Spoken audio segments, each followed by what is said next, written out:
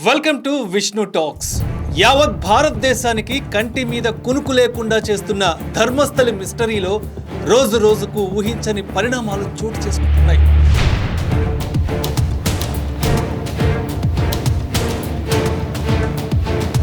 రీసెంట్గా ఈ కథ మరో మలుపు తిరిగింది. అయితే కొత్తగా ఈ కథలో ఉన్న ట్విస్ట్ ఏంటి? అసలు చనిపోయిన వారంతా ఎవరు? ఇన్ని రోజులు మౌనంగా ఉండి పారిశుద్ధ్య కార్మికుడు ఇప్పుడెందుకు నోరు విప్పాడు? అసలు ఈ హత్యలు ఎవరు చేశారు? ఈ మిస్టరీ వెనుక నిజంగానే బడాబాబుల హస్తముందా? కర్ణాటక ప్రభుత్వం కావాలనే వాళ్లకు రక్షణ కల్పిస్తుందా? ధర్మం తప్పిన ధర్మస్థలిలో ఒక్కొక్కటిగా బయటకు వస్తున్న దారుణాల గురించి ఈ వీడియోలో ఇప్పుడు క్లియర్గా చూద్దాం.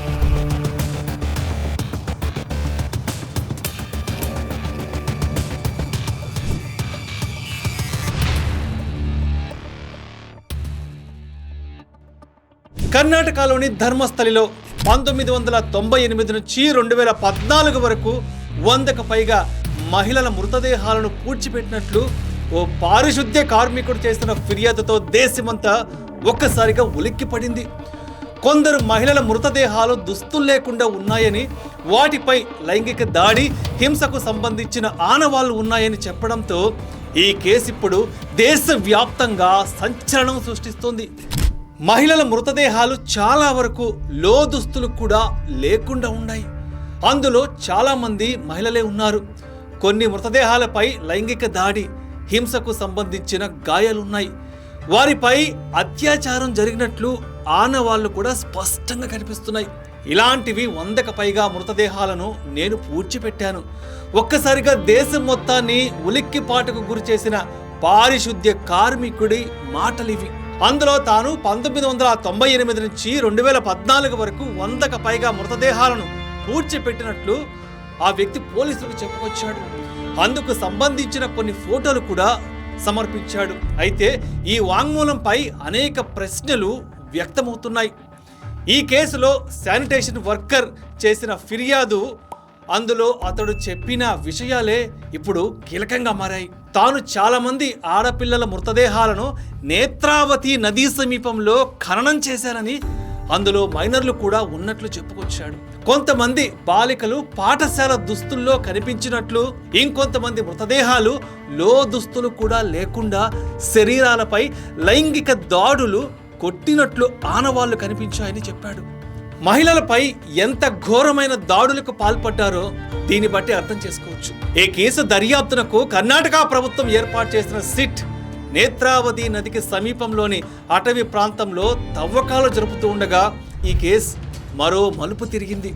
ఈ క్రమంలో అక్కడ మానవ శరీర అవశేషాలు కూడా వెలుగు చూశాయి. అవి పురుషునికి చెందిన అస్థిపంజరంగా భావిస్తున్నారు. పూర్తి స్థాయి నిర్ధారణకు ఫోరెన్సిక్ ల్యాబ్కు పంపనున్నట్లు ప్రత్యేక విచారణ బృందం అధికారులు కూడా తెలిపారు. అసిస్టెంట్ కమిషనర్ స్టెల్లా వర్గీస్, వైద్యులు, క్రైమ్ బ్రాంచ్ అధికారులతో కూడిన బృందం అవశేషాలను స్వాధీనం చేసుకుంది.